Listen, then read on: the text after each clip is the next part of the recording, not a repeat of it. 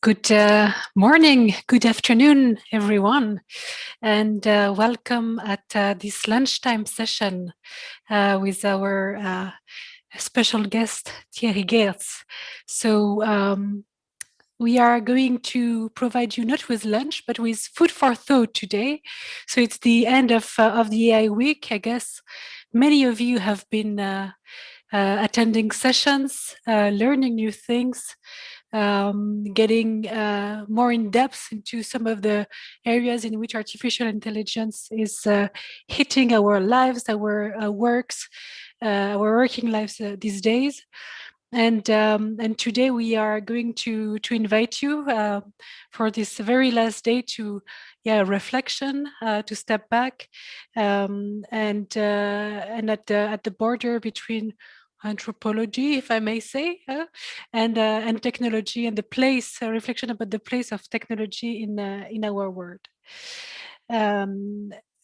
So let me introduce myself quickly. So I'm Ségolène Martin.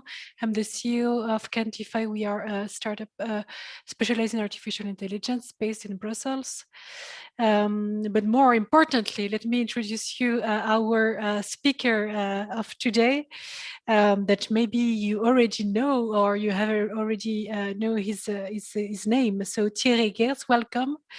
Thierry is a father of 4 children and is graduated as a Solvay business engineer at the VUB. And after his studies, he started working as editor for Coopers and Librant, but quite soon his passion for media, marketing and innovation led him to management and board's position in this industry. And as many of you know, probably since 2011, he's the country director of Google Belgium and Luxembourg.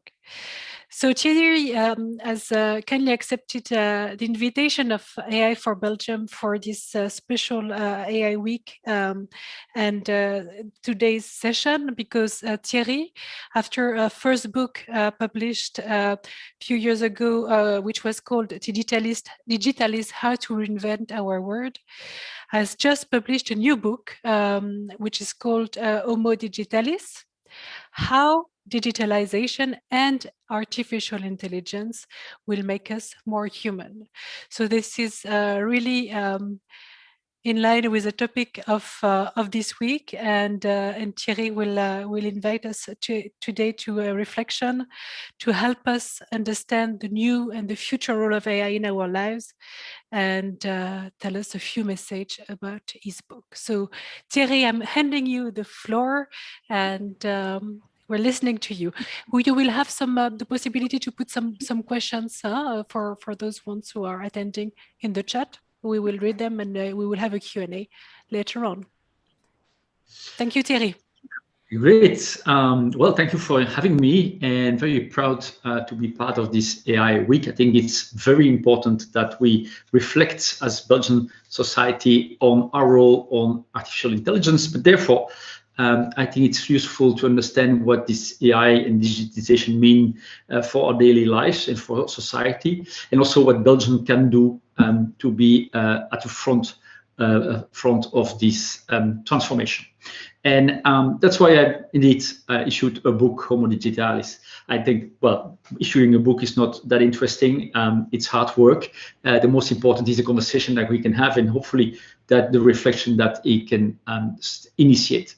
And the title is How Digitization Makes Us More Human. And I think that's really important, because the perception of the public is that it is digital, so it's technical, so it's less human, and so we have to be afraid of it. And that's not the way to move forward. Let's go back in time. In the 20s, 100 years ago, we had the crazy 20s, where beautiful cars, the Charleston music, and a kind of big, amazing thing after the World War, and with a lot of enthusiasm. But it was also a period when we were afraid of electricity, afraid of the railways, afraid of industrialization and globalization. And because of these fears, we ended up in a very bad moment in time with nationalism and populism. And exactly today we see the same phenomenon. We are starting the next decade for the next the 20s of the 21st century, and the question is, how do we handle that? We are in the same moment in time with a huge revolution in front of us, digitalization, and when the pandemic will be over, we probably will get in some big party moment, but that can be very short, just an event after the fact that we're opening the lockdown, or we can look at a constructive way to look forward. But because to be able to have it successful, we have to be sure that people are not afraid of this transformation. Being afraid of something is really human. Humans are not made for transformation. We are programmed to keep it as it is as much as possible, and we don't like change, and therefore we have fear. But fear is a very bad thing to have, because fears can land into populism and nationalism. We have to be aware of the risks and the opportunities, but be conscious of that, educate ourselves, experiment with it. And therefore, I think there is a huge work for all of us, not only to develop the AI, but also to explain to the general public why it is important to have AI, what AI can do, and why AI is not that crazy machine that will take over the world.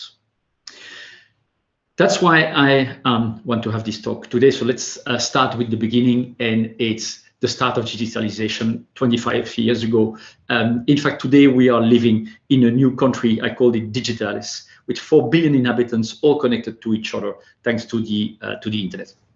May sound a bit weird, but if you think at your daily life, you send a mail to someone in Singapore, you immediately receive an answer.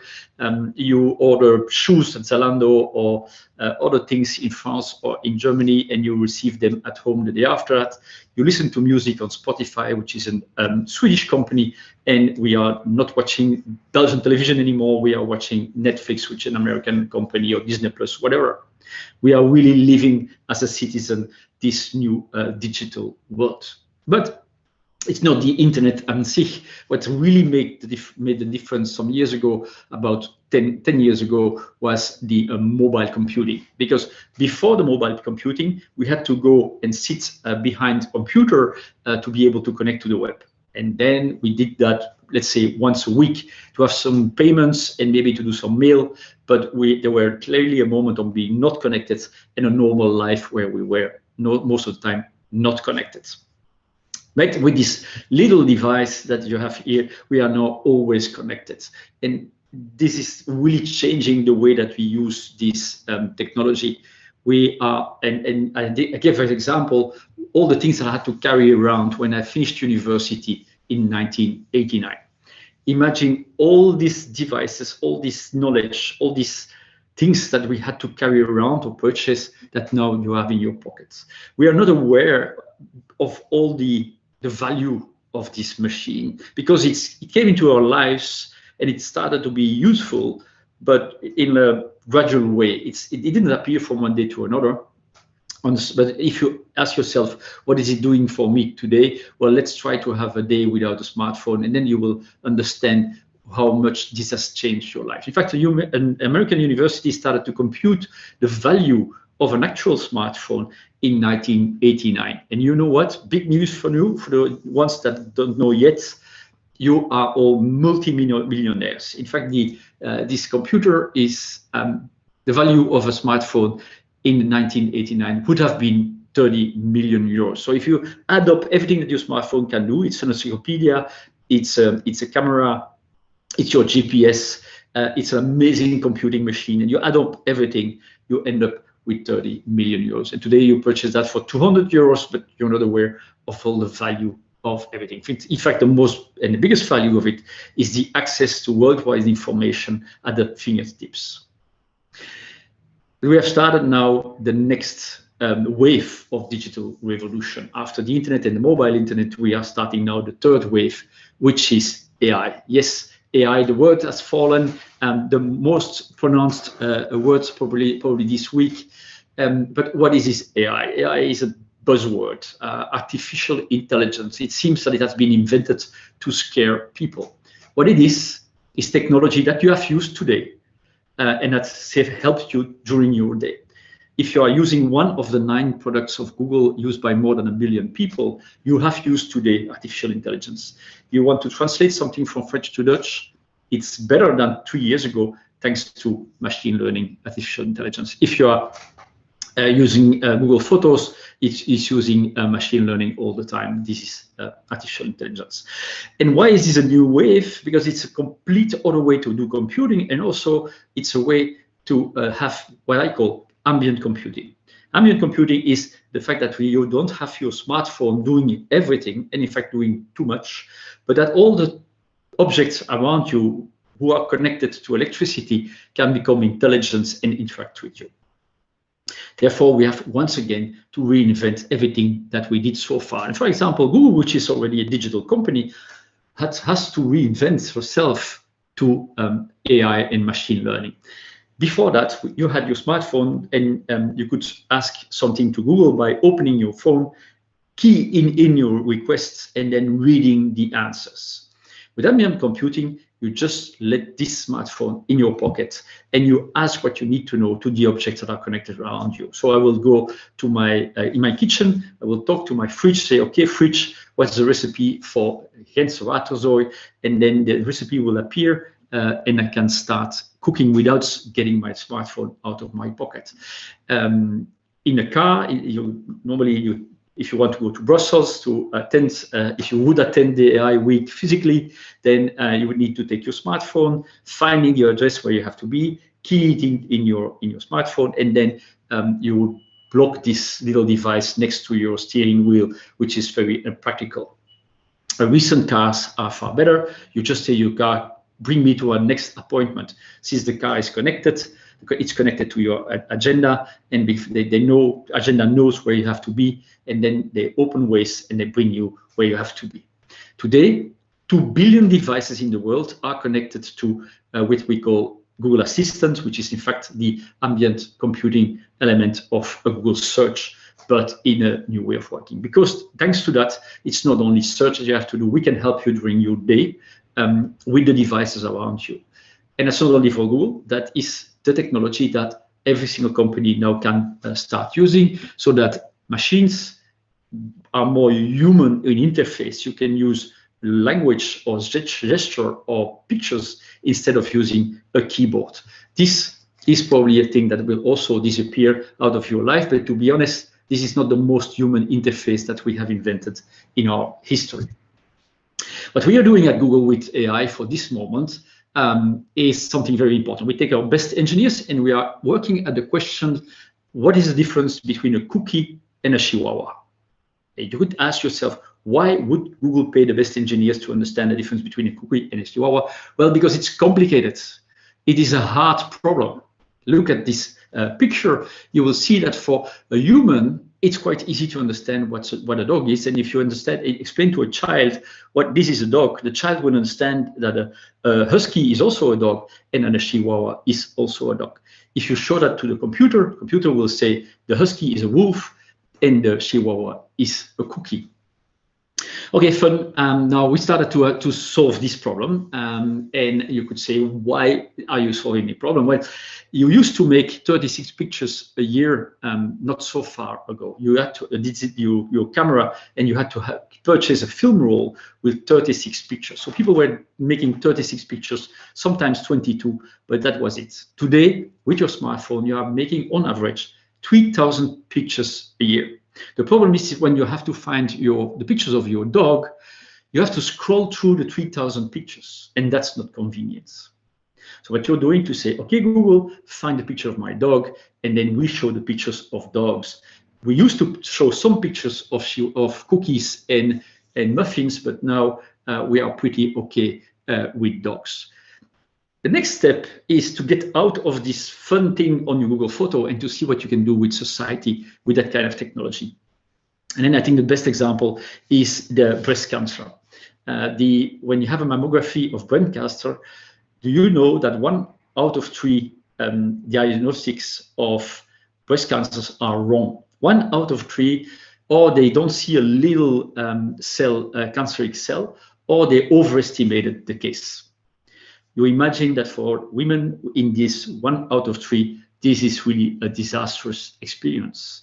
With machine learning, we succeeded to get the error margin to 2%. So instead of 1/3 of the errors, we are almost at no errors. Let's say 2% is still too much, but it's far better.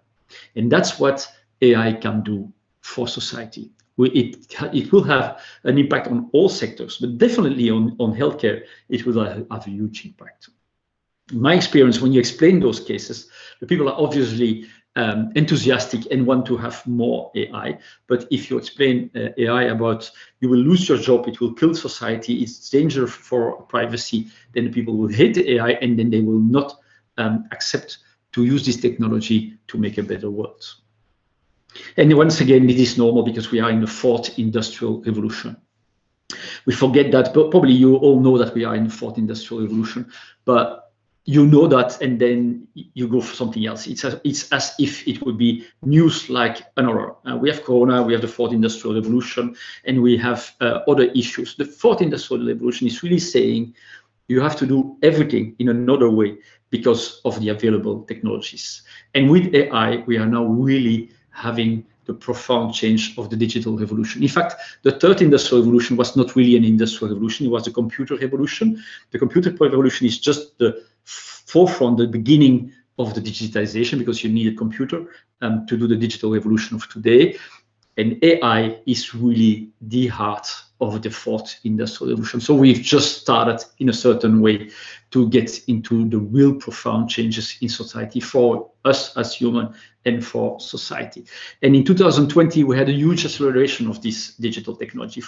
In 5 months' time, thanks to Corona, we had 5 years of digitalization in 5 months' time.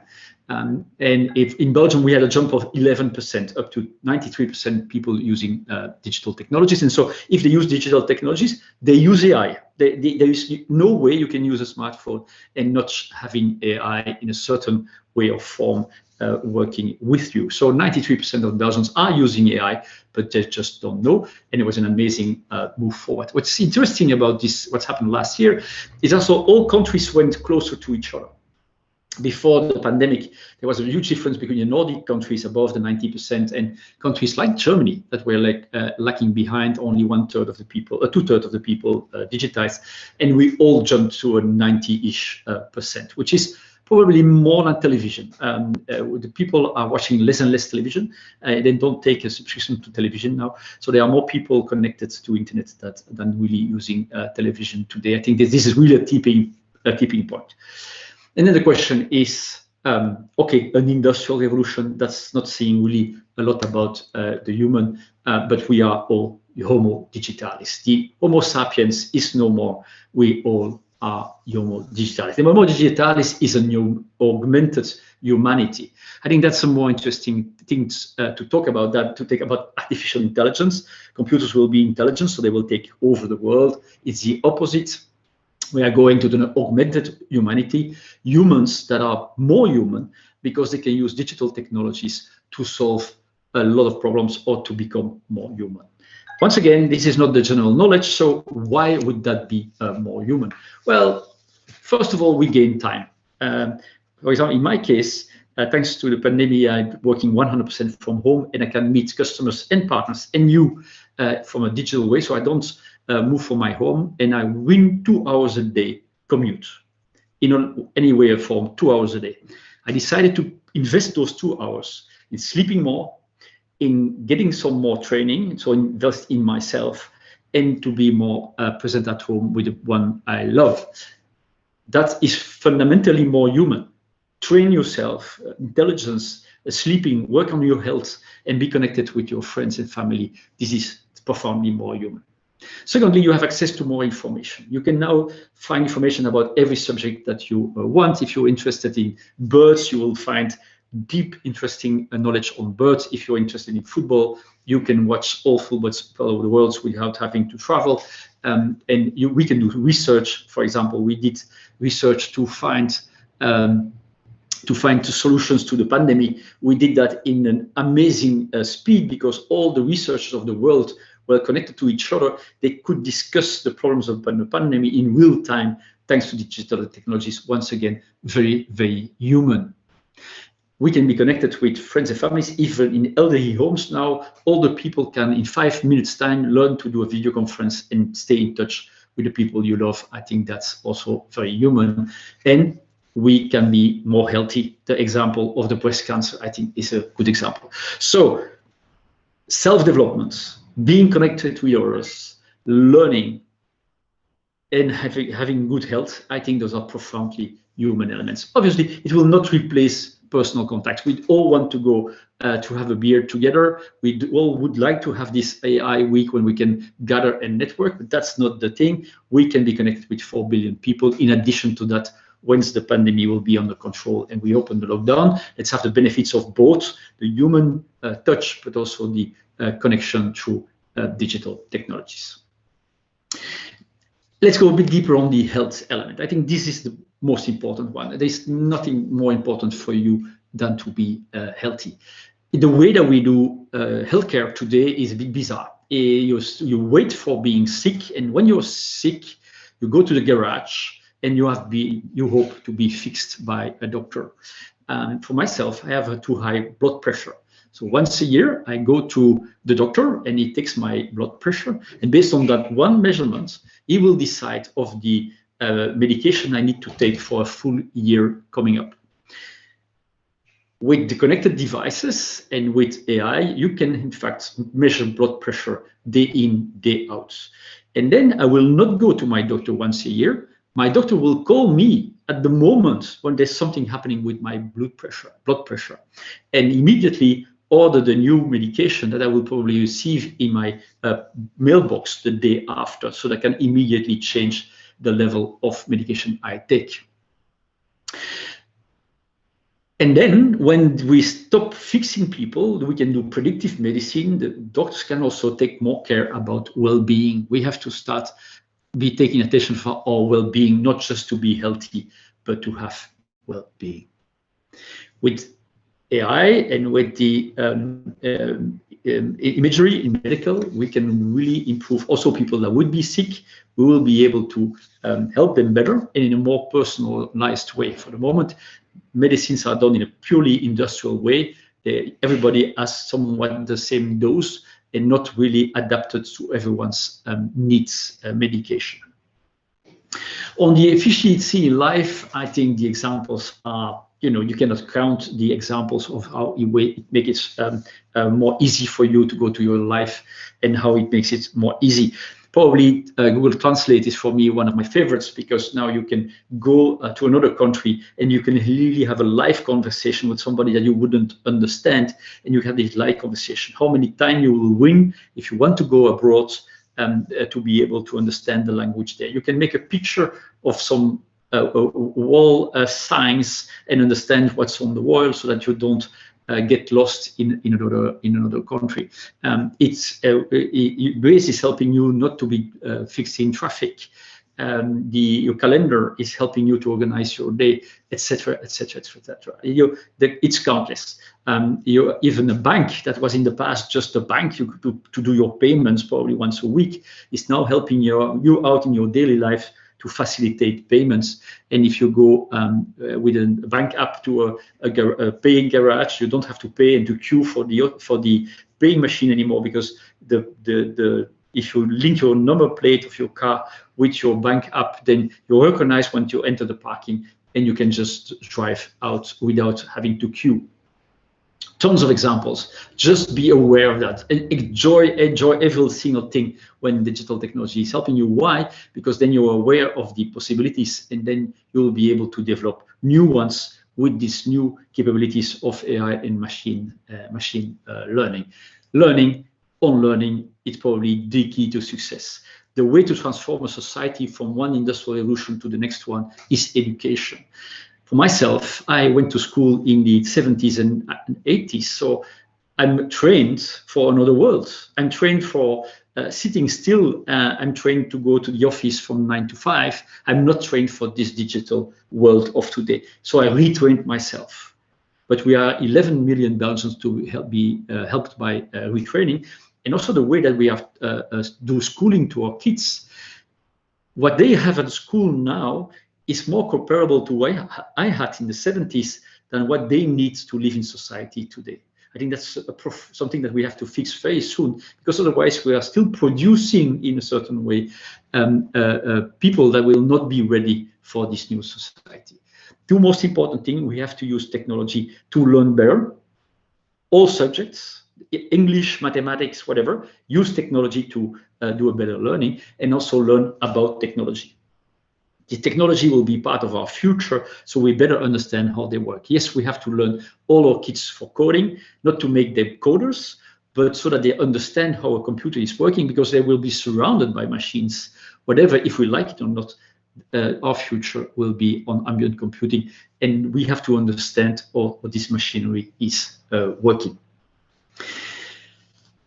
Most important now to develop this new world, because we have this opportunity. If we understand that there are so much opportunities and risks, how can we develop them? Well, there are two very important boundaries on that. First of all, to make it for everyone. How can we make, with this, we can make a more inclusive, equitable, and inclusive society. But therefore, we have to be aware of that, the risks, that there would be some biases in technology. How can we make sure that we make the right AI with no biases, so that it is really inclusive? And therefore, it has to be produced by the same people that it will be used.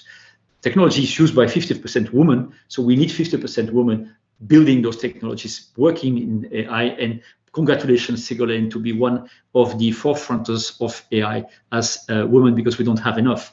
But also on the diverse plates, or diverse origins, religions, state of minds, introverts, extroverts, have to help to develop this technology so that it can be used in a good way by 7 billion people, and I hope 10 billion people, if we have so many people on the planet. And the next element is definitely to be sure that we have it in a sustainable way. To solve for climate change, we don't have to say we have to solve climate change. It is an obvious thing. How can we change our way of working to solve the climate change? Is with more technology, not with less technology. When you digitize something, you dematerialize, and therefore you can use electricity, and electricity you can generate it with solar and power and wind and other alternative source of energy. At Google, all Google is working since 2007 only on renewable energy. So we used to have CDs to listen to music, little boxes in plastic that we had to produce and that we had to carry around all the world, so that it was costing a lot of plastic and oil to listen to music. Today we listen to music on Spotify. You just take one subscription and you don't use plastic anymore, and you use a data center, but that data center can be can work only on the sun. So we are using the sun to listen to music. I think that it's better than in prior cases. But therefore, you have to be aware of that, and you want to invest in those. And also, AI will help for this transformation. We applied the AI that we developed for the game of Go. We applied it on our data centers, and we reduced the use of technology, of electricity, of power by 30%. So imagine how impressive this is if you can use AI not to save 3% of energy or 10% energy, but 30% of energy on the amazing amounts that we need to use in our data centers. At last, to make this good future, we have to be aware of the security and privacy risks. I think that's not really new for this audience. It's very important that we speak about it, but that we don't make people afraid. People that are afraid of privacy will not be reacting in the right way to privacy issues. Only people that are self-secure, educated, will use a good password and will be aware when they download an app that they have to answer on the right questions, what they want to do with this app and what kind of information they want to share. This will be a responsibility of the regulators and the governments, of the old companies that are producing products like Google, but also from the user, the citizens, to be aware of this new world around us. In the last 5 minutes, I want to address that to Belgium. it's up to us to do something with this technology. Technology is a certain way neutral. If you don't use it, it will not do anything. If you do it, if you use it for good or use it for bad. I think we have to use it for good and to make Belgium again a front runner of this new technological evolution. We can be at the center of that. We used to be at the center of the first industrial revolution. We're the second country after UK to adopt the first industrial revolution. We were the center of the world in 1958 with the Brussels Expo. There were 18 million people coming from all over the world, and Ryanair, it didn't exist at that moment, to visit all new technologies in Brussels. We had the nuclear plants, we had the color television and the Sputnik, everything was in Brussels. Today, it's not really happening in Brussels. It's happening in US, it's happening in China, and it seems not to be happening in Belgium. In fact, we are quite advanced in Belgium, but we don't know it. We don't speak about our successes. We speak about Silicon Valley, but do you know that the chip of Silicon Valley is not developed in Silicon Valley, it's developed in Leuven at IMEC. But how many Belgians know that IMEC is the center of the world for the new chip revolution? And all big tech companies are clients of IMEC. And therefore, we have a recipe. In fact, we did that in a successful way in the 80s, where Flanders succeeded to transform Flanders to the third industrial revolution. It was Flanders Technology International, a plan for the third industrial revolution for Flanders. I don't know if you're old enough to remind you the impact of that program, but it was a program who communicated to 6 million Flemish people with out-of-door advertising of Flanders technology. Thanks to that, all young people were inspired to do computer and robotic technology. Thanks to that, every SME was aware of the importance of investing in computer and robotics. And governments, everyone went to the Flanders Expo place with a big expo on computer technologies. And I think it was a successful case. And the question is, why wouldn't we do today a new moonshot for Belgium? When Kennedy said at the beginning of the 60s, Kennedy said, we will go to the moon before the end of the decade. Kennedy didn't know at all how to go to the moon. He just thought we have all the elements. If we put an ambition high, we can succeed to go to the moon. Well, I think that in Belgium, we can go to the healthcare moon. If there is one sector on which Belgium is super successful, is healthcare. We, first of all, have a very good healthcare system with hospitals and doctors and nurses that are brilliant. Secondly, we have a huge economical sector with healthcare, with big pharma companies all present in Belgium, and with a lot of biotech companies also being in Belgium. Belgium, at the stock exchange, is known for life science. And thirdly, as individuals, we are well insured in Belgium with the social security, but it's costing a lot of money to the government. If we digitize healthcare by investing in AI for healthcare in Belgium, by saying to all our engineers, if there's one thing you have to choose, invest in healthcare, AI for healthcare, that the amazing things can happen. As I showed you, probably it's the sector on which artificial intelligence will have the biggest impact on quite short term. You can have in 6 months' time sometimes a breakthrough to improve the way that we cure disease. It will help our economical sector, the big pharma and the biotech, to develop themselves as a worldwide frontrunner. It will help the citizens to be healthy, and it will help the government to make it affordable, because we will be elder, where the costs of healthcare will be higher. If we digitize it, we can get it down. So it's definitely a win for everyone to invest in that sector. And once again, we have the building blocks, but everyone should know that. 11 million Belgians should know that the government will take a stance to invest in digital technologies, because that's our future. And that's the way that the people want to be inspired for the future, with a moonshot for Belgium.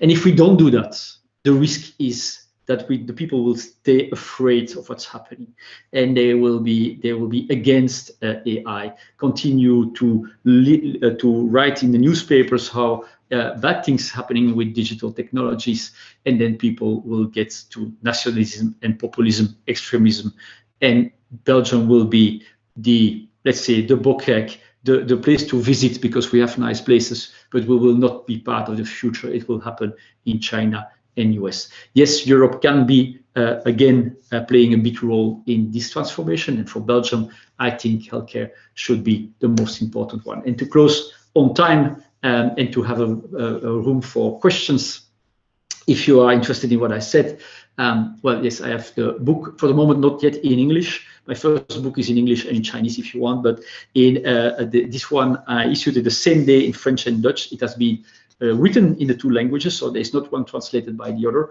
I think it's two books that has specific content to French and Dutch speaking in Belgium, and it's issued the same day because we are one Belgian in a certain way. In this context, we have to win together and help each other out. And once again, healthcare is important for every one of us.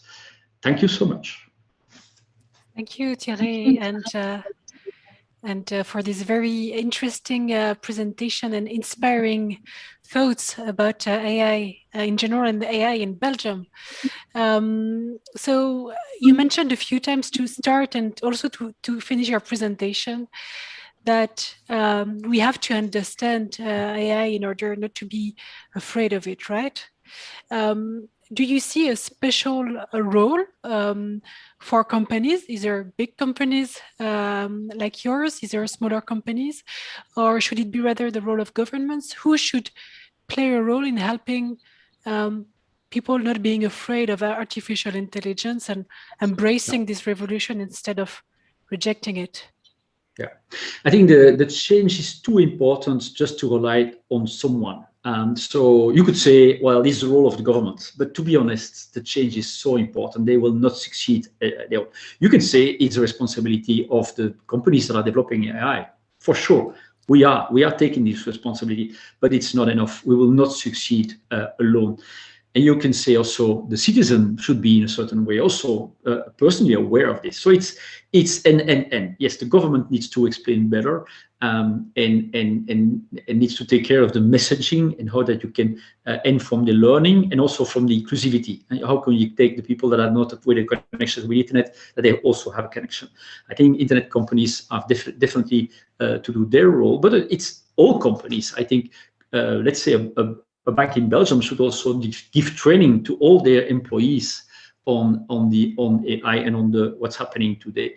But as a citizens, you have to be aware of what's happening today. Yeah, I think we all learned to use a computer 30 years ago. Well, today we have to learn to use digital technologies. If you are living in 2021 and you don't understand this, and you don't receive a training from the government, and you're not trained by your employer, then do something yourself. Go online and learn about it. So I think it's really something that we have to convince that everybody has to take responsibilities because it's huge.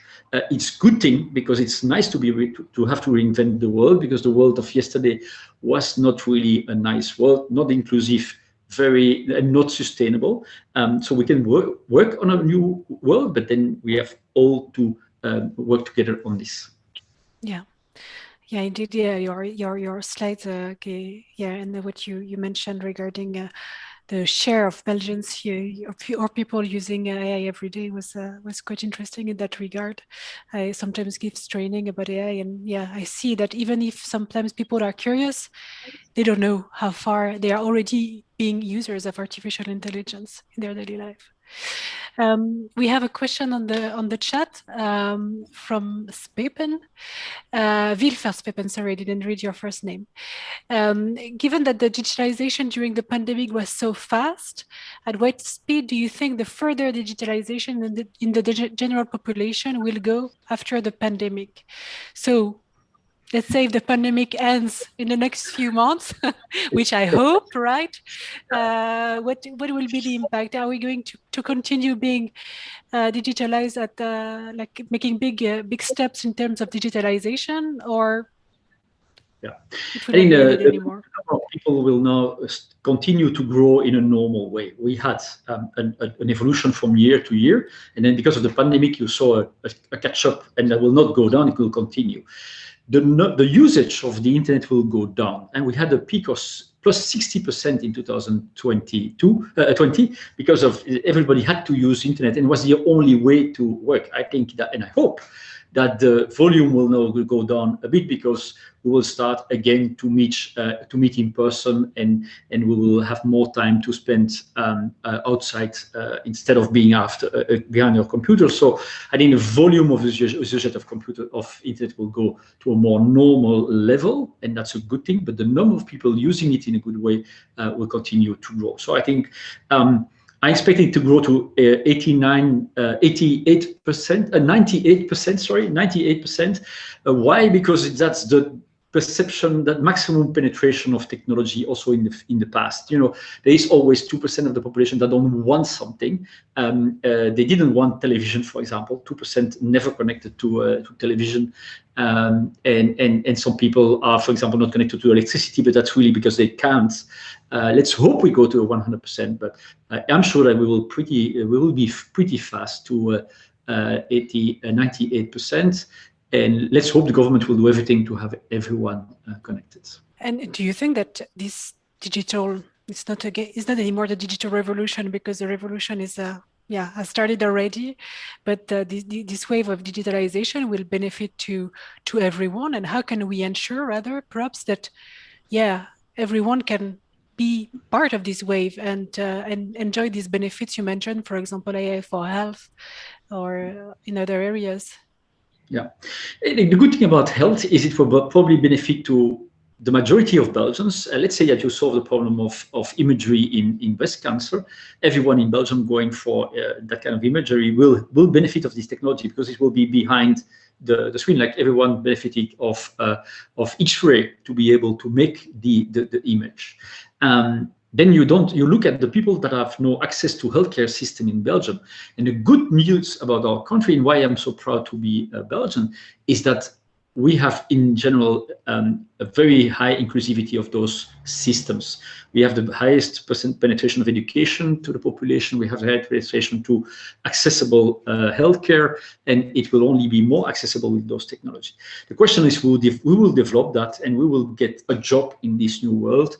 And there, I think that's a question of education. How can we train and retrain everybody to be part of this transformation? How can the government work on systems to have the people that are not connected to provide connection? For example, on education, we have to give cheap portables to young people that don't have don't have a laptop at home. Let's provide one. I think that's the best thing to do. It's cheaper than books for a year. You can, for 300 euros, have a laptop on which you can have all the books in the laptop. So I think it's better to invest in that. I just mentioned EducIT, which is an ONG working on giving those devices to 3,000 children so far, but they hope to scale up fast. Those are very, very important programs. We will only succeed transformation in this society if we really make it inclusive, both from the way of users than the people that are doing something with it. Yeah, because we saw indeed during the pandemic that in terms of access to technology, some of us are lucky enough to have computers and all the digital stuff we need, but some others would enjoy. I want to add on that is it's the ones that are not access to that technology is less than in the past. For example, there are more people not having a car, and we all think that everyone has a car. No, not everyone has a car. It's a super expensive thing. So digital technologies are cheaper and more affordable and more democratic than the prior ones. By the way, we have to work on the last percentage. But saying that digital technologies is more give more people dropped out is completely wrong. We have more people dropped out of computers than from digital technologies. Okay, interesting. We have a question. We have a question regarding from Gilles Blondin and Alexander Vika about the place of Europe and how the hell can we manage to compete with USA and China? Do you think we are lost already, or what can be our place? And I would add, you said that Belgium has a lot of talents and strengths, and what could be the place of Belgium in this whole acceleration and in the AI race? People saying we have missed the train and we are lost, then therefore you have to believe that it's over, that everything has been developed yet, and that is nothing else to do, which is completely wrong. We only started. We are in fact early morning in AI, in an AI day, and since it's early morning, it's definitely not too late to jump on the train. I would just want you to remember that IBM missed the PC revolution, although after that they catched up and they were the biggest seller of PCs. Microsoft missed the mobile revolution completely, and they're now again valued, probably one of the most valued companies of the world. And so Europe missed a bit the start of the digital revolution, but I think Europe can be valued more than the other continents if we want it. But therefore, we have now to realize that this is an important thing, and we have to invest massively on it, and also to communicate massively, because the general communication about digital technologies in Europe, that's the biggest disaster. We make people afraid in all Europe that it's about tech giants here, tech giants there, it's about privacy.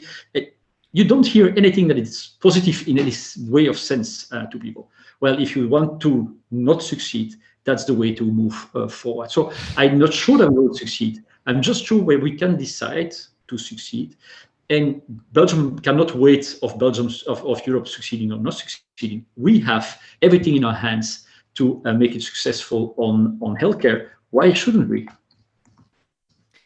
Yeah, and why should we do then? So you spoke about the example of Flanders technology. We have one of the questions as well here about public funding. What are our strengths, and what can we do to push it forward? If we would put Belgium on the map of AI, how can we differentiate beyond? Yeah, perhaps. Would you think we should focus on health? This is your main message, or are there other areas? Should we? I'm talking about digital revolution for 9 years now that I'm at Google, and I started the internet in 1986. 1996, I started to work for internet. So, and when I'm talking to policymakers about it, sometimes they don't believe me, but if they believe me, they say, yes, okay, I got it. What can we do? And so I had to think about it, and for 9 years I was looking at what we can do. So people are saying we have to make the next Google. That's fine. I'm happy for that, and Google would applaud the fact that there will be a Belgian Google. But I don't think that we have the pieces to build it. We have nobody starting to work on that. So just deciding that we will be successful with nothing will be hard. So we have to think about something where we are already successful. And I reviewed the gross Belgian profit, the revenue of Belgium on all sectors, and the GDP to try to understand, and then you come up to healthcare. And by the way, because I did this pledge 10 days ago, when the issuing of my books, I was contacted already by tons of companies from the healthcare and organizational healthcare, like BioWin in Wallonie, investing in biotech and IMEC, and etc. A lot of organizations. So it's amazing how many resources that we have in healthcare. We are credible. If we say internationally that Belgium will bet on healthcare, everybody will believe. And so I'm sure that if the governments, the prime minister say, we have one big plan, we will invest massively on healthcare, AI for healthcare, we will attract talents in super fast. It will not last for 5 years that we have to prove that it will work. People know that we are good in healthcare, and we have to make that pledge. Otherwise, they will go to Silicon Valley. Why, by the way, Silicon Valley is investing a lot of money in healthcare, but they don't have the credibility about that. They have credibility about AI, and then the people say, okay, if there's a lot of money and a lot of knowledge, then maybe we can do something about healthcare. But they fail in a lot of cases, while we don't fail in Belgium. So that's why I'm suggesting to our governments with quite some S's, and it can be picked up by Flanders, Wallonie, Brussels, or I hope by everyone. The 4 governments should choose that, and it's a common goal, because the good thing about healthcare, it's not a Flemish or French-speaking thing. There are healthcare beautiful things on healthcare on both sides of Yeah. the borders, language borders that we have in Belgium. Yeah, indeed. And I think more and more people are thinking as well about the role of artificial intelligence for good. And healthcare is a wonderful way for AI to bring good to society. We have some other questions. I see here a question about education. Yeah, I mean, I make the same conclusion as you sometimes, that the educational system could be more ready to prepare students either in engineering, either in other areas, to be involved in artificial intelligence and to be knowledgeable about at least what it is. But Cathy Van Collie asks us, what advice would you have for the higher education institutions? What would be your dream for the future on the topic of AI, so that present and next generation of students be ready? So it's thank you to Cathy for this question. I think two ways of thinking. First of all, AI will impact everyone, every job, and every role in society. So AI should be a part of every single training. Whatever you do, if you do law, if you do language, you have to do AI. And secondly, we have to open up as fast as possible specific AI trainings on the different levels. So super high university degrees, normal university degree, and then on high school. I'm contacted now by universities and high schools that want to start an AI bachelor on an AI program. That's nice, but we could have started in 2016. 2016, Google said we are an AI first company. This was not just a nice PR something. It was AI is ready for society and to scale. Hello, everyone. Maybe you have to all invest in this, not only Google. So, but I think that the two are important. I saw a brilliant student that wanted to choose for university, and he went to UK because he wanted to do AI. And in Belgium, you had to do 5 years of engineering in computer science before that you could specialize in AI. And he wanted to do AI. So guess what? He went to UK, and he's a brilliant student and will be a very high potential person. So we have to do that. But you have also people. You have to have trainings for using AI also on a lower level. And also probably there are 20 kind of educations on AI that we have to start yesterday, not within 5 years, that we will think about it and we will open up for things. And then thirdly, you have to use AI for giving better education. So the third thing is the engine of education that you can power by AI. There's no reason that society will be empowered by AI and that education wouldn't. So yes, use AI towards your students to make the education more personal and more effective. Okay, very clear. Thank you. Perhaps a last question. I said at the beginning that you are the father of 4 children, and so my question was, how do you ensure that they are prepared for tomorrow and that they are ready for this new world? Do you think that they should be young people should be super exposed to technology or should be moderately exposed to technology? What should be the role and the impact of technology nowadays on the youngest generation? First of all, they have to use the technologies and become in touch with technologies in a normal way. So yes, they have to be in contact with that at early age. And you have to do the normal education thing. Yes, it's wrong to come with a smartphone for lunch. But you know what? This is nothing about technology. This is about general education. It's about respect. It's about organizing your life. So that's what I gave as education. They can use technology. I'm quite open for that. But I give them, ethics on how you can use it. By the way, I did one thing very wrong on my 4 kids. Is I trusted the education system in Belgium. By the way, I'm very proud of the education system in Belgium. I benefited of an amazing training. So I thought I can send my kids to school. I don't have to specifically think of what would miss and what kind of education should I add. And I was wrong because they missed really a part of that. And the good thing is they were in touch, so they're okay with digital technologies, I think, but they could really have had more. and okay, so if I could do it again, I would definitely go for more digital education. And I think why I'm a bit angry about the system is because we are 25 years in this digital transformation. And I understand that the education is not something that will jump to one hype to another hype, but we are 25 years in, and there is in fact nothing really in the final things that they have to know at the end of the schooling, which is about technology, digital technology. So yes, I've failed definitely partly on that, and that's the message I give to young parents. So be aware of that and correct if needed. I take the message. Excellent. Thank you so much, Thierry. So yes, I hope in the attendees, I don't see the names here, but we have had people, and I'm sure I know you are also having a series of talks these days about your book, so that your call for better inclusion of AI and digital technologies in education, and a call for Belgium to start focusing on its strengths and perhaps to boost AI for health will be heard. I think these are also, from my perspective, very relevant messages. So thank you so much for inspiring us, for helping us demystify this presence of artificial intelligence in our lives, and what should Belgium do about it, as it's almost the final hours of the Belgian AI week. So I think it's a nice conclusion.